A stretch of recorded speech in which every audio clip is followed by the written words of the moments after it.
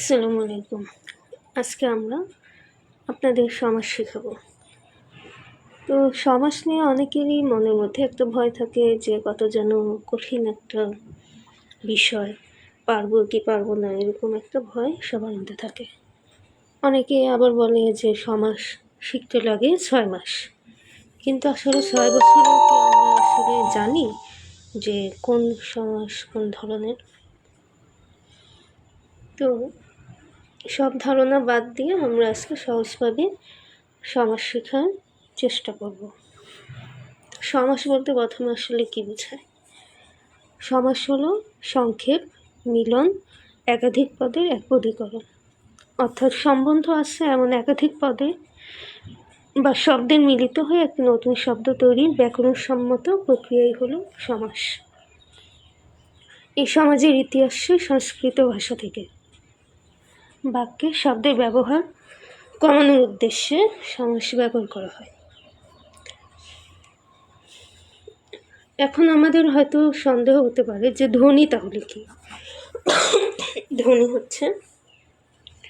ধ্বনি হলো দুই বা শব্দের, শুধুমাত্র পাশাপাশি দুইটা শব্দের ধ্বনির মধ্যে মিলন হবে। আর সমাস হচ্ছে বাক্যের অন্তর্গত পদগুলোর মধ্যে মিলে একটা পদ হবে। তো এই হলো ধ্বনি আর সমাসের মধ্যে মূল বেসিক পার্থক্য। আর আমাদের সমাসের মধ্যে আছে সমস্ত পদ, তারপর সমস্যমান পদ,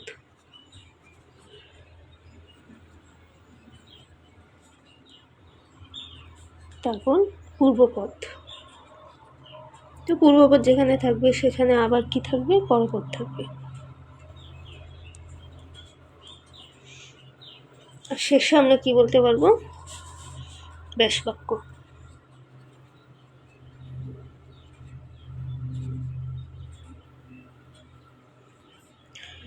সমস্ত পদ কি? আমরা সমাস তৈরি করার পর আমরা যেই একটা পদ পাবো, যে সমাসের প্রক্রিয়া সমাসবদ্ধ বা সমাস নিষ্পন্ন পদটির নাম হলো সমস্ত পদ। অর্থাৎ ব্যাস বাক্য থেকে সমাসের মাধ্যমে যে নতুন শব্দ তৈরি হয় তাকে বলা হয় সমস্ত পদ। তাহলে সমস্যমান পদ কি হবে? সমস্ত পদ বা সমাসবদ্ধ পদটির অন্তর্গত পদগুলোকে সমস্যমান পদ বলে। অর্থাৎ ব্যাস বাক্যের যেসব শব্দ সমস্ত পদে অন্তর্গত থাকে, সমস্ত পদে সেই শব্দগুলোকে একসাথে সমস্যমান পদ বলে। আর পূর্বপদ কি হবে? সমস্ত পদের প্রথম অংশকে পূর্বপদ বলে, আর পরপদ হলো সমস্ত পদের শেষ অংশকে পরপদ বা উত্তরপদ বলে। আর ব্যাস বাক্য হলো যে সমস্ত পদকে ভেঙে যে বাক্যাংশ হয় তার নাম ব্যাস বাক্য। তো উদাহরণ দিই, তাহলে আপনারা ভালো মতো বুঝতে পারবেন। যেমন সিংহাসন, এটাকে কি লেখা যায়? সিংহ চিহ্নিত আসন, ঠিক আছে? তাহলে এখানে সিংহাসন হলো কি আমার সমস্ত পদ। সিংহ হলো আমার পূর্বপদ, সিংহ চিহ্নিত আসন, ঠিক আছে? এই হলো আমার ব্যাস বাক্য, যেগুলো আমার ব্যাস বাক্য। আর পূর্বপদ হলো সিংহ, পরপদ হলো আসন, ঠিক আছে? তো এখন আমরা সমাসের প্রকারভেদে যাব। তো সমাসের প্রকারভেদ হলো, সমাস হলো আমাদের 6 প্রকার। আমরা সবাই জানি সমাস হলো 6 প্রকার।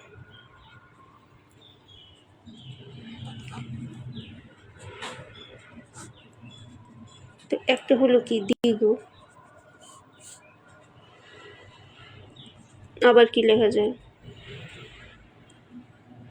দ্বন্দ্ব, কর্মধারয়,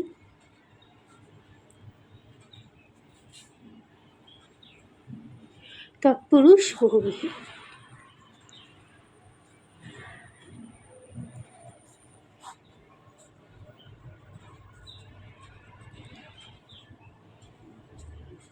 এক, দুই, তিন, চার, 5 এবং আরেকটি হলো অব্যয়ী। কোনো কোনো ক্ষেত্রে দ্বিগু সমাস দ্বিগু সমাসকে কার অন্তর্গত ধরা হয়? কর্মধারয় সমাস। আবার কর্মধারয় সমাসকে কোনো কোনো ক্ষেত্রে তৎপুরুষ সমাসের অন্তর্গত ধরা হয়। তবে সেই অনুযায়ী আমাদের সমাস কয় প্রকার হয়েছে? 4 প্রকার। এক হলো দ্বন্দ্ব, আরেকটা হলো তৎপুরুষ,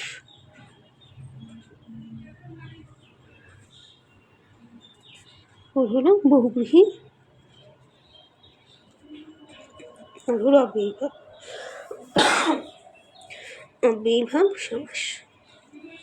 ওকে, এখন আমরা এই 6 প্রকার সমাসকে আমরা একবারে কীভাবে চিনব? সহজ। আমরা ধাপে ধাপে বিভিন্ন ব্যতিক্রম যেগুলো আছে ওগুলো আমরা শিখব, কিন্তু সহজ আমরা এগুলো শিখব। দ্বন্দ্ব। দ্বন্দ্ব সমাসের ক্ষেত্রে আমাদের কী থাকবে? ও থাকবে, এবং থাকবে, আর থাকবে, মানে এইগুলো আমাদের সমাসের ব্যাস বাক্যের মধ্যে থাকবে। দ্বিগুর ক্ষেত্রে কি থাকবে?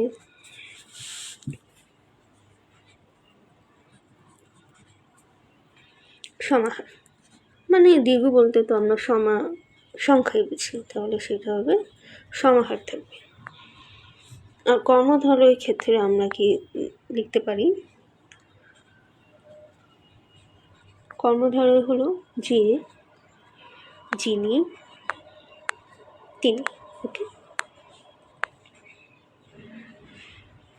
এটুকু আবার একটু দেখি। দ্বন্দ্ব হলো ও এবং আর, দ্বিগু হলো সমাহার, কর্মধারয় যে, যিনি, তিনি। তাহলে আর বাকি থাকে আরও 3টা। তাহলে ওগুলোকে আমরা কীভাবে বলবো? যাহার যদি বাক্যের শেষে থাকে, ওকে, বহুব্রীহি। বহুব্রীহি সমাসে যাহার থাকবে। কোথায় থাকবে? শেষে। আরেকটা হলো তৎপুরুষ। তৎপুরুষ সমাসকে আমরা কীভাবে চিনব? যদি বিভক্তির লোপ না পায় তাহলে সেটা হলো অলোপ, কিন্তু যদি বিভক্তি লোপ পায় তাহলে তৎপুরুষ।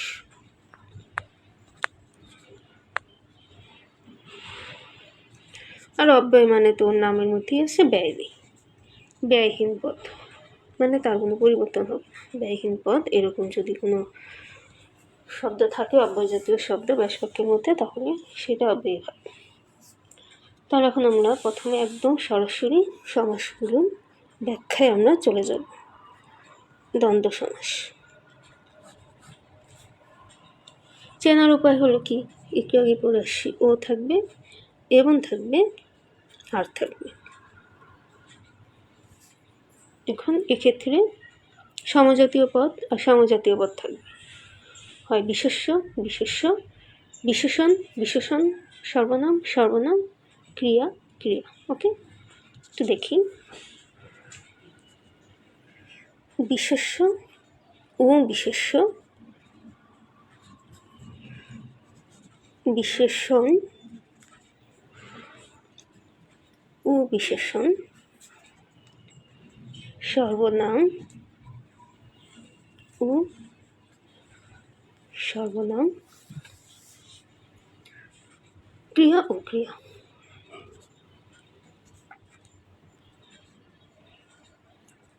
এক্ষেত্রে আমরা কি লিখতে পারি?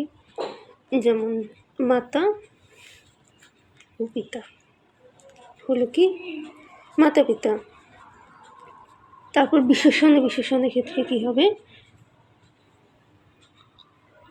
ভালো ও মন্দ, মানে ভালো একটা বিশেষণ, মন্দ কি একটা বিশেষণ, সেটা হবে কি? ভালো মন্দ।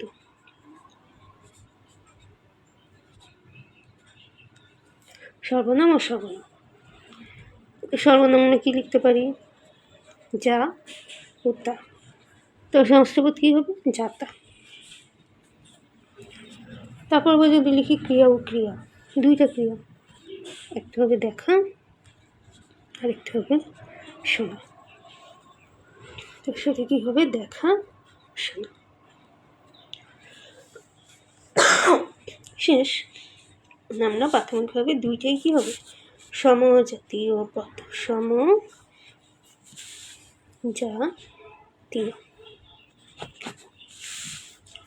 তাহলে এখন আমরা বিভিন্ন রকম প্রকারভেদ জানব।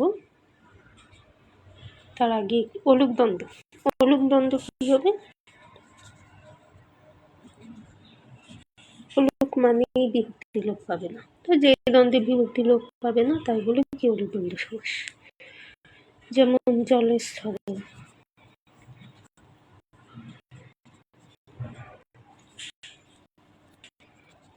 কি হবে?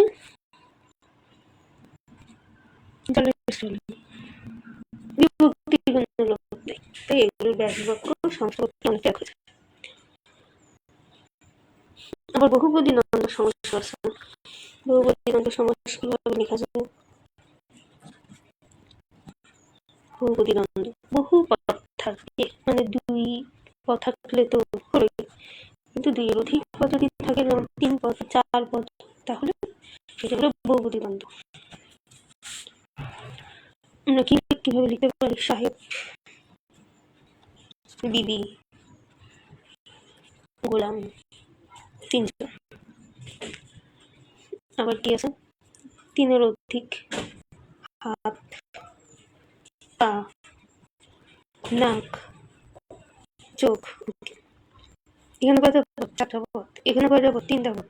এগুলোতে কয়টা করে পদ? 2টা করে পদ। খেয়াল রাখতে হবে।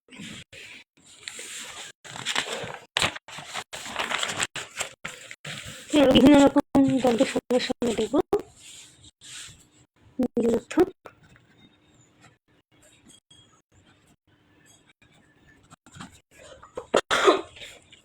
মানে হলো দুইটা শব্দ দ্বারা মিলন বোঝাবে, যেমন মা, বাবা, তারপর কি চাচা, চাচি,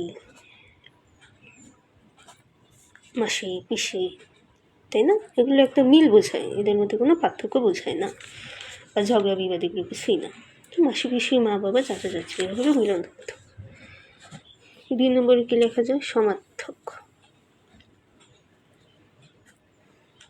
সমার্থক দ্বন্দ্ব সমাস কি হবে? সমার্থক মানে সমার্থক, সেম। যে দ্বন্দ্ব সমাজে 2টি শব্দ দ্বারা সমার্থক শব্দ বোঝায় তাকে সমার্থক দ্বন্দ্ব সমাস বলে। যেমন হাট, বাজার, হাট ও যা, বাজারও তা, একই। ঘর, দুয়ার,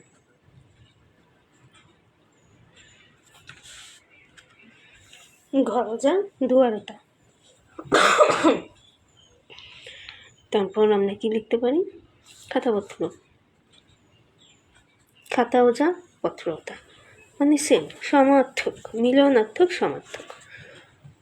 আরেকটা কি? এখন আমরা বিরোধার্থকে যাব।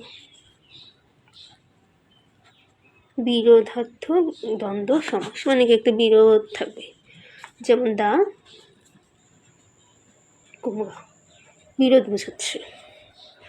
ওহি, নকুল, সাপ আর বেজি, তাহলে কি তাদের মধ্যে একটা বিরোধ, যুদ্ধ ভাব, এগুলো। তারপর আমরা বিপরীতার্থক দ্বন্দ্ব সমাজে দেখব, মানে বিপরীত অর্থ, বিরোধও বোঝাবে না, মিলও বোঝাবে না, সমার্থকও বোঝাবে না, কি বোঝাবে? বিপরীত অর্থ বোঝাবে। তো সেক্ষেত্রে আমাদের কি হবে? বিপরীত শব্দ আমরা জানি, তো ওরকম যে দ্বন্দ্ব সমাসে 2 শব্দ দ্বারা বিপরীত অর্থ বোঝাবে তাকে বিপরীতার্থক দ্বন্দ্ব সমাস বলে। যেমন আয়, আয়ের বিপরীত কি? ব্যয়। তাহলে এই হলো আমাদের বিপরীতার্থক দ্বন্দ্ব সমাস। তারপর হলো কি? বড়, ছোট, একটা আরেকটা বিপরীত। তারপর লাভ, লোকসান। দেখলেন কিভাবে একটা আরেকটা বিপরীত অর্থ দিয়ে আমরা কি বলবো? তাকে বিপরীতার্থক দ্বন্দ্ব সমাস। এখন আমরা বলবো প্রায় সমার্থক। প্রায় সমার্থক ও সহচর দ্বন্দ্ব সমাস, মানে সমার্থক বলা চলে না, কিন্তু সমার্থক ধরে নেওয়া যায়, পুরোপুরি সমার্থক না, মানে একটু মিল আছে। যেমন ধুতি, তারপর হলো চাদর। ধুতি এক জিনিস, চাদর আরেক জিনিস, কিন্তু উভয়টাই কী করে গায়ে দেয়, সেক্ষেত্রে একটু প্রায় সমার্থক বোঝায়। তারপর হলো দয়া, মায়া। দয়া, মায়া, দয়া এক জিনিস, মায়া এক জিনিস, কিন্তু একসাথে কাছাকাছি মিল দেওয়া যায়, এই জন্য এরা হলো প্রায় সমর্থক ও সহচর দ্বন্দ্ব সমাস। আরেকটি হলো অঙ্গবাচক দ্বন্দ্ব সমাস। অঙ্গবাচক একবার লিখে দিই তাহলে আপনাদের সুবিধা হবে। দ্বন্দ্ব সমাস অঙ্গ মানে এখানে অঙ্গ বুঝাবে। যে দ্বন্দ্ব সমাসে দুই শব্দ দ্বারা শরীরের কোনো অঙ্গকে বুঝাবে তাকে অঙ্গবাচক দ্বন্দ্ব সমাস বলে। যেমন বুক, পিঠ। বুক অঙ্গ, পিঠও কি অঙ্গ। তারপর হাত, পা। হাত অঙ্গ, পা অঙ্গ। ওকে, এখন আমরা সংখ্যাবাচক দ্বন্দ্ব সমাস করব।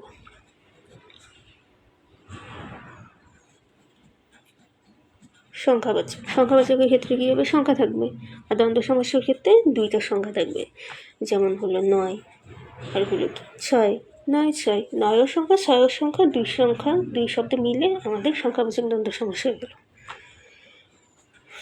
তারপর হলো 19 20। আবার কি আছে? 7 5। যেন আশা করো না 19 20 পার্থক্য যেন না হয়, 7 5 না ভেবে মন দিয়ে পড়াশোনা করো, এসব। 8 নম্বর কি হবে? দুইটি সর্বনাম যোগে দ্বন্দ্ব সমাস, মানে প্রোনাউন। ওকে, প্রোনাউন মানে কিন্তু সর্বনাম। প্রোনাউন যোগে আমাদের সমাস হবে। প্রোনাউন যোগে আমাদের সমাস হবে। তো প্রোনাউন কি? যিনি, তিনি। যিনিও সর্বনাম, তিনিও সর্বনাম। তারপর যে, সে, দুইটাই সর্বনাম। তুমি, আমি। তুমিও সর্বনাম, আমিও সর্বনাম। তুমি, আমি দুইটাই সর্বনাম। এখন যদি দুইটা বিশেষণ যোগে, বিশেষণের ইংরেজি কি? অ্যাডজেক্টিভ। এখন অ্যাডজেক্টিভ রূপে যদি দুই ধরনের শব্দ মিলে যদি দ্বন্দ্ব সমাস হয় তাহলে সেটা হবে বিশেষণবাচক দ্বন্দ্ব সমাস। যেমন ভালো, মন্দ। আসল, নকল।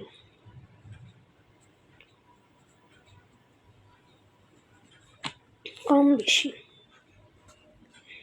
এরকম, ঠিক আছে? তাহলে এগুলো আমাদের খেয়াল রাখতে হবে। কী কী বললাম? মিলনার্থক, সমার্থক, বিরোধার্থক, বিপরীতার্থক, প্রায় সমর্থক ও সহচর, অঙ্গবাচক দ্বন্দ্ব সমাস, সংখ্যাবাচক, প্রোনাউন, অ্যাডজেক্টিভ।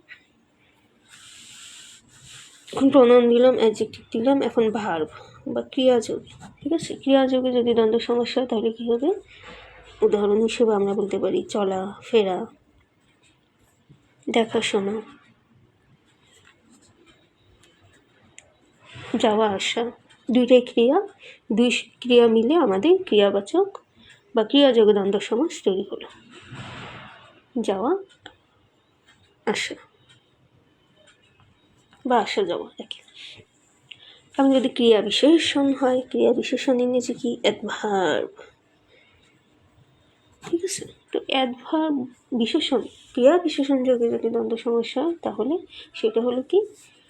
দুই ধরনের ক্রিয়া বিশেষণ থাকবে। যেমন ধীরে, সুস্থে, মানে কাজটা কীভাবে হচ্ছে তার গবেষণায় হলো কি? বিশেষণ, ক্রিয়া বিশেষণ। ধীরে, সুস্থে, আকারে, ইঙ্গিতে, সে আকারে ইঙ্গিতে আমাকে ওর অবস্থা বোঝানোর চেষ্টা করলো। যেমন আকারে, ইঙ্গিতে। এই তো দ্বন্দ্ব সমস্যার আমরা আরও কিছু গুরুত্বপূর্ণ উদাহরণ আমরা জানি, এগুলো নতুন নতুন আমরা সবসময় করি। যেমন দম্পতি। দম্পতি কী হবে? জায়া, উপতি। তারপর অহিনুকুল, একটু বিপদ আসলো, অহিনুকুল। তারপর জমা খরচ, জমা ও খরচ। ভাই বোন, ভাই ও বোন। হাট বাজার, হাটু বাজার। আলো ছায়া, আলো ছায়া, এসব। তার মানে এই হলো আমাদের দ্বন্দ্ব সমস্যা বিভিন্ন প্রকার। মিলনার্থক, সমার্থক, বিরোধার্থক, বিপরীতার্থক, প্রায় সমর্থক ও সহচর, অঙ্গবাচক দ্বন্দ্ব সমাস, সংখ্যাবাচক, প্রোনাউন, অ্যাডজেক্টিভ, ভার্ব, অ্যাডভার্ব, এগুলো। তাহলে এখন আমরা নতুন একটা কর্মধারয় সমস্যা যাই।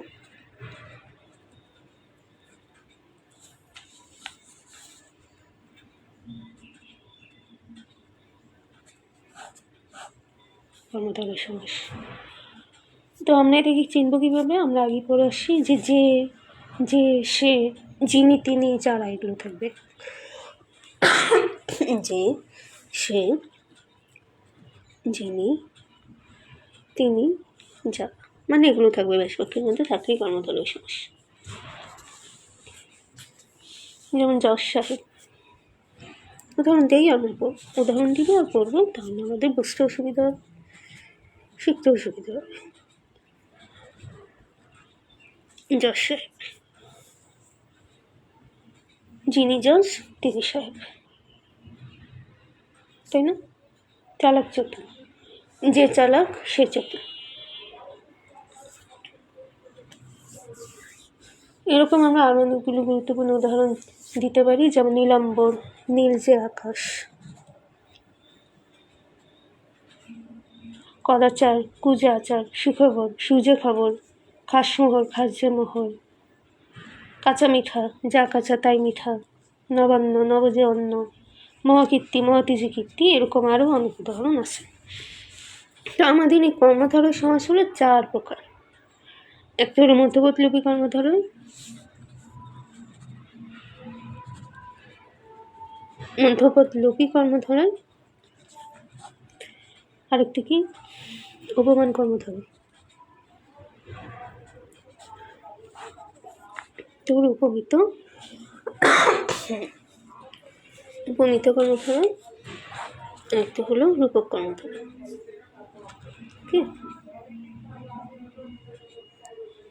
রূপক কর্মধারয়,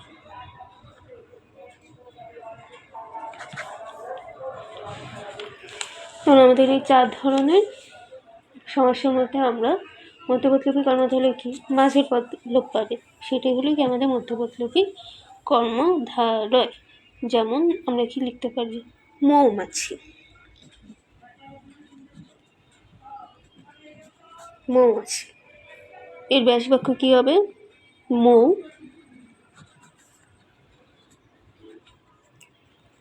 সঞ্চয়কারী মাছি, মৌমাছি। ওকে, আরেকটি উদাহরণ কি দেওয়া যায়, স্মৃতিসৌধ,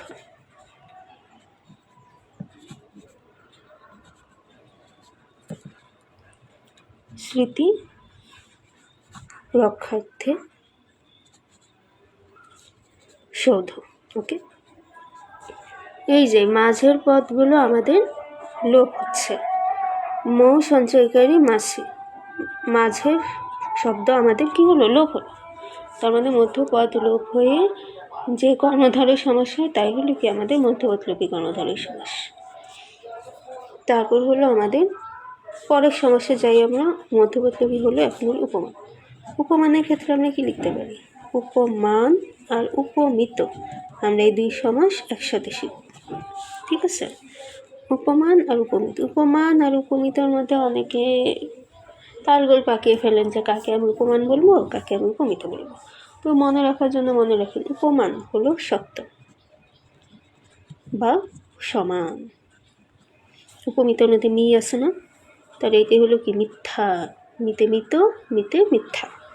তাহলে আপনি যখন 2 বস্তু বা 2 ব্যক্তি বা 2 ধরনের কোনো একটা তুলনা করবেন, তো তার মধ্যে যদি সত্য হয় সেটা হবে উপমান কর্মধারয় সমাস। আর যদি আপনি মিথ্যা মন গড়া একটা কল্পনা করলেন, তাহলে সেটা হবে কি উপমিত কর্মধারয় সমাস। তাহলে উপমান কর্মধারয় সমাসের আমি একটি উদাহরণ দিই, যেমন কাজল কালো। ওকে, কাজল কালো, কাজল কালোকে আমি কি লিখতে পারি, কাজলের ন্যায় কালো। ওকে,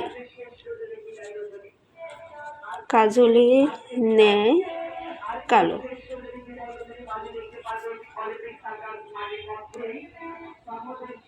কাজলের ন্যায় কালো, তাহলে সেক্ষেত্রে আমরা কি লিখতে পারি,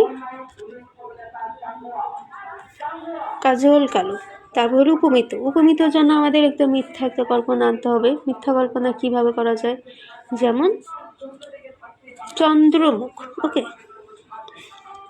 কাজলের ন্যায় কালো, কাজল কার মতো, কালোর মতো, কাজলও কালো, কালো তো কালো। তার মানে এই যে একটা সত্য বা সমান একটু তুলনা করলাম, তার জন্য এর নাম হলো উপমান, উপমান সমাস, উপমান কর্মধারয় সমাস। এখন আমরা মিথ্যা একটা কল্পনা করবো, যেমন চন্দ্রমুখ। এর ব্যাস বাক্য কী হবে? চন্দ্রমুখের ব্যাস বাক্য কী? মুখ চন্দ্রের ন্যায়, তাই না? চন্দ্র মুখ, তাহলে কি মুখ কি কখনো চন্দ্রের মতো হতে পারে?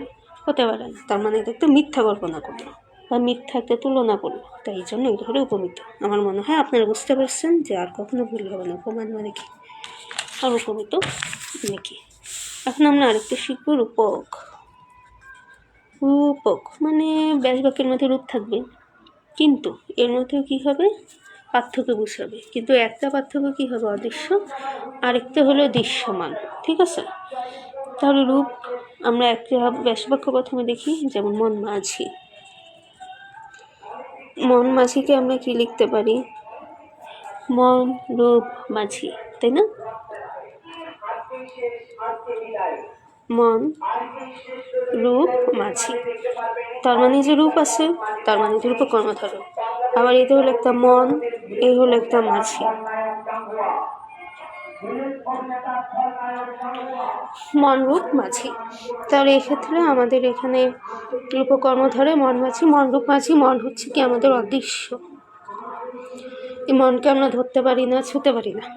মাঝিকে আমরা কি করতে পারি? ধরাও যায়, ছোঁয়া যায়, দেখাও যায়। তাহলে এখন রূপকর্ম ধরো, মাঝি কি মনের মতো না? তাহলে এক্ষেত্রে কি আমাদের একটা প্যাচ লেগে যেতে পারে যে উপমিত আর রূপকের মধ্যে পার্থক্য কী। উপমিতর মধ্যে আমরা কি দেখলাম? যে তুলনা হবে, কাল্পনিক তুলনা, কিন্তু দুই বস্তুকেই কী হবে? দেখা যাবে। যেমন ফুলকুমারী। ফুলকুমারীকে আমরা কি লিখতে পারি? কুমারী ফুলের ন্যায়। মিথ্যা একটা কল্পনা। কুমারী কি কখনো ফুলের মতো হতে পারে? কুমারী একটা মেয়ে, ফুল একটা ফুল।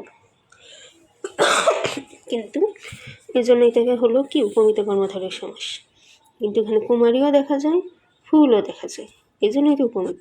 আর মন রূপ মাঝি, মন দেখা যায় না, মাঝি দেখা যায়। আবার আমরা কি লেখা যায়? বিদ্যাসাগর, তাই না? বিদ্যাসাগর কি লেখা যায়? বিদ্যা রূপ সাগর। একটা তো রূপ আছে, রূপক কর্মধারয় সমাস। বিদ্যা সাগর, বিদ্যা দেখা যায় না, ধরা যায় না, ছোঁয়া যায় না, অদৃশ্য। সাগর কি দেখা যায়, এই জন্য এটা উপমিত হবে না, কিন্তু রূপক হবে। তাহলে এখন আমরা আরেকটা জায়গায় যাই, আরেক সমাস, তৎপুরুষ সমাস।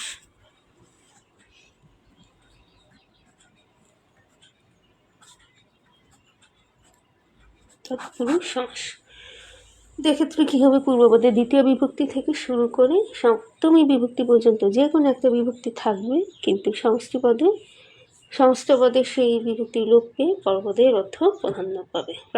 তার মানে তৎপুরুষ মানে আমরা কি ধরে নেব? বিভক্তিওয়ালা কোনো একটা সমাস। তাহলে আমরা দ্বিতীয় বিভক্তি, তাহলে বিভক্তিগুলো কি কয়টা? 7টা বিভক্তি। তো প্রথম বিভক্তিকে বলি আমরা শূন্য বিভক্তি। তাহলে একটা হবে দ্বিতীয়া, আরেকটা হবে তৃতীয়া, চতুর্থী, পঞ্চমী, ষষ্ঠী, সপ্তমী। তাহলে দ্বিতীয় বিভক্তি কোনগুলো? কে, রে, এগুলো থাকবে ব্যাস বাক্যের মধ্যে। যেমন উদাহরণ দিই আমি, বিপদকে আপন্ন। বিপদকে আপন্ন কী হবে? বিপদাপন্ন। ঠিক আছে, বিপদাপন্ন দ্বিতীয় বিভক্তি। ওকে, লোপ পেয়ে আমাদের কী হলো? বিপদাপন্ন। এখানে কে লোপ পেয়ে গেছে সমস্ত পদে। তৃতীয় পদ কী কী বিভক্তি আমাদের? দ্বারা, দিয়া, কর্তৃক। ওকে, দ্বারা, দিয়া, কর্তৃক, এরা হলো কি আমাদের তৃতীয় বিভক্তি। তৃতীয় বিভক্তির একটি উদাহরণ দিই, মন দিয়ে গড়া।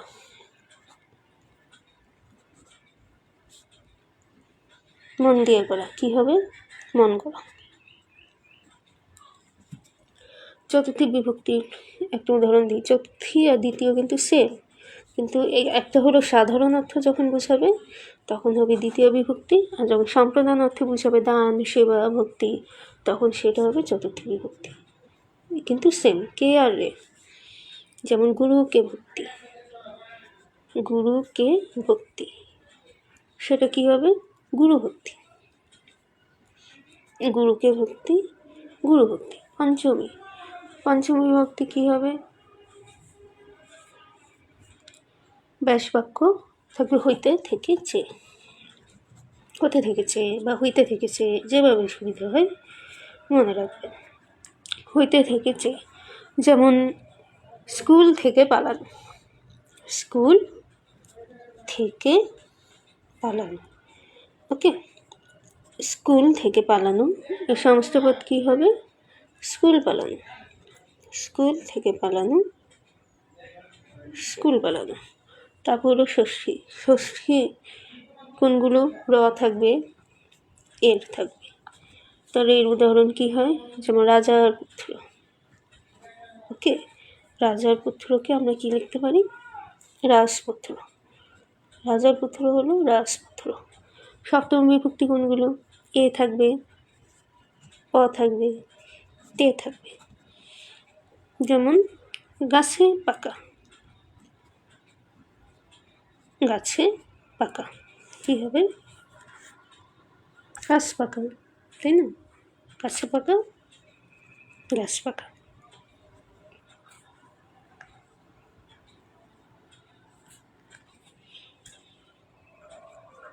এই হলো আমাদের বিভক্তি আকারে আমরা তৎপুরুষ সমাস দেখলাম। এখন আমরা দেখব যে ব্যাস বাক্য অনুযায়ী যে বিভিন্ন রকম পার্থক্য হয়। তাহলে আমরা কীভাবে উপপদ তৎপুরুষ সমাস, ঠিক আছে? উপপদ তৎপুরুষ সমাস বিভিন্ন নামে আছে। এখন কতগুলো তৎপুরুষ সমাস আমরা সেগুলো দেখব। উপপদ তৎপুরুষ সমাস, বিশেষ্য থাকবে, ক্রিয়া থাকবে, যে থাকবে। বিশেষ্য থাকবে, ক্রিয়া থাকবে, যে থাকবে। সেটাই হলো যে থাকবে বা যা থাকবে উপপদ তৎপুরুষ সমাস। যেমন ধামা, ধরে, যে। ধামার বিশেষ্য, ক্রিয়া হলো ধরে, যে হলো যে বা যা। সেক্ষেত্রে আমরা কি বলি? ধামা ধরা, ধামা ধরা। পকেটমার, পকেটমার আছে, সত্যবাদী, সত্য বলেছে, এগুলো হলো উপপদ তৎপুরুষ সমাস। আর কর্মধারয় সমাসে কী হবে? যে শব্দের মাঝখানে থাকবে, আর যখন যে শেষে চলে যাবে তখন তাকে আমরা বলবো উপপদ তৎপুরুষ সমাস। আর বাক্যের শুরুতে যদি ন থাকে তাহলে তাকে আমরা বলবো নয় তৎপুরুষ সমাস। যেমন ন আচার, আচার নেই বোঝাই যায়, ন আচার, অ না চা। ওকে, তারপর আবার একই রকম সব সমাসই থাকে। অলোপ তৎপুরুষ মানে কি? বিভক্তি লোপ পাবে না। ওকে, অলোপ তৎপুরুষ বিভক্তি লোপ পাবে না। যেমন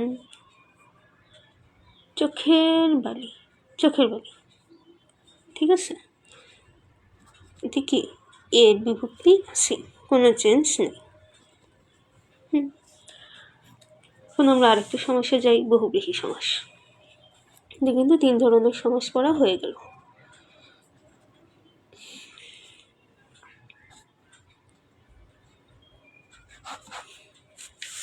তৎপুরুষ সমাস পড়লাম এতক্ষণ, তার আগে পড়লাম কর্মধারয় সমাস, উপমান, উপমিত, মতবতরূপী, রূপক। তারপর দ্বন্দ্ব সমাস বিভিন্ন প্রকার শিখলাম।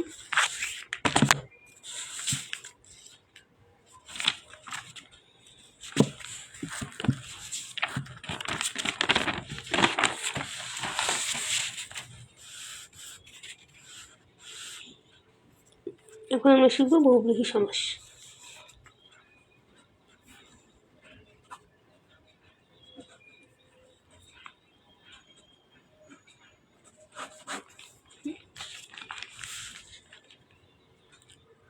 বহুব্রীহি সমাস চেনার উপায় হলো যে যে সমাসে কী হবে?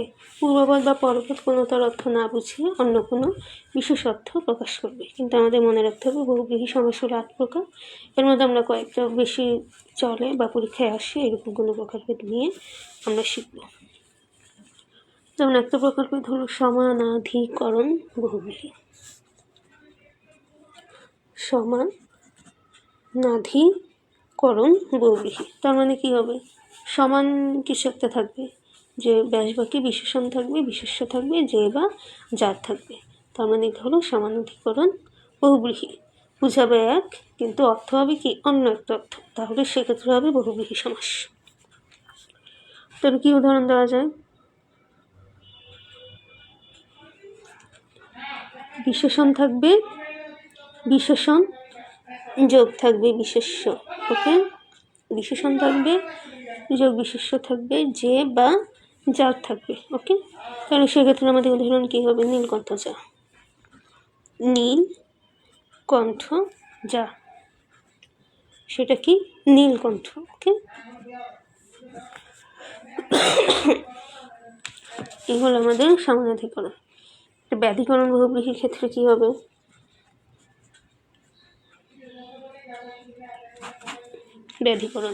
ব্যাধিকরণের ক্ষেত্রে দুই পদে কী হবে? বিশেষ্য থাকবে, বিশেষ্য থাকবে, আর কি হবে? যার হবে, বিশেষ্য যোগ বিশেষ্য। ওকে, বিশেষ্য যোগ বিশেষ্য সঙ্গে কে থাকবে? যার থাকবে। তো এর উদাহরণ কি হবে? 80তে 20 যার, 80ও বিশেষ্য, 20ও হলো কি বিশেষ্য। 80তে 20 যার মিলে আমাদের সমস্ত পদ কী হবে? 80-20। এই 80-20 উদাহরণ দিন তো, কি বলে? সাপ বলে।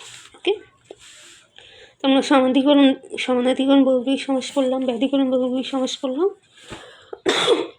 এখন আমরা কি করব? ব্যতিহার বহুব্রীহি। ওকে, ব্যতিহার বহুব্রীহি। ব্যতিহার বহুব্রীহি কী হবে? একই বিশেষ্য দুবার পাশাপাশি বসবে, তাহলে সেটা হলো কি ব্যতিহার বহুব্রীহি সমাস। যেমন কানে কানে যে কথা, কানে কানে যে কথা হবে কি কানাকানি। কানাকানি যে কানে কানে যে কথা হলো কি কানাকানি, হলো ব্যতিহার বহুব্রীহি। হাতে হাতে যে যুদ্ধ, তাহলে কি বলবো আমি? হাতাহাতি। লাঠিতে লাঠিতে যে যুদ্ধ, তাকে আমরা কি বলবো? লাঠা লাঠি। তারপর নয় বহুব্রীহি। নয় বহুব্রীহি মানে কি? সামনে একটা না থাকবে, এবং বহুব্রীহি যেহেতু যেটা বোঝাবে তার অন্য অর্থ বোঝাবে। যেমন নাই তার যা, বেতা, নাই তার যা কি হবে? নাই তার যা, এই তিনটা মিলে কি হবে? বেতার। ওকে, নয় বহুব্রীহি সমাস। আর অলিক বহুব্রীহি কি হবে? বিভক্তি লোপ পাবে না। বহুব্রীহি মানে অন্যত্র প্রকাশ পাবে, আর অলিক মানে বিভক্তি লোপ পাবে না। যেমন মাথায় পাগড়ি যার, মাথায় পাগড়ি, মাথায় পাগড়ি যার কি হবে? মাথায় পাগড়ি, মাথায় পাগড়ি যার, মাথায় পাগড়ি, ব্যাস। এরপর হলো দ্বিগু সমাস। আমাদের বহুব্রীহি সমাস শেষ, সে পর্যন্তই। আরও অনেক উদাহরণ আছে, ওগুলো আপনারা বই থেকে দেখে সহজেই লিখতে পারবেন এবং শিখতে পারবেন। দ্বিগু সমাস।